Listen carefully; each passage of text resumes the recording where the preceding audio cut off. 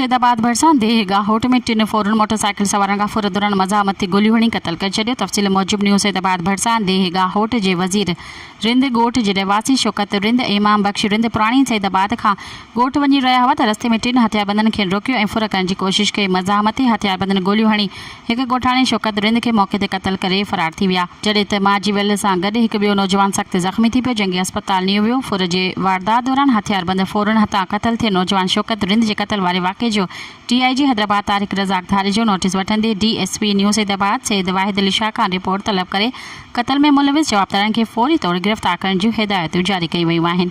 मज़ीद ख़बरनि ऐं तफ़सीलात लाइ विज़िट कयो असांजी वेबसाइट www.awamiNewsHD.com ऐं ॾिसंदा रहो अवामी न्यूज़ HD।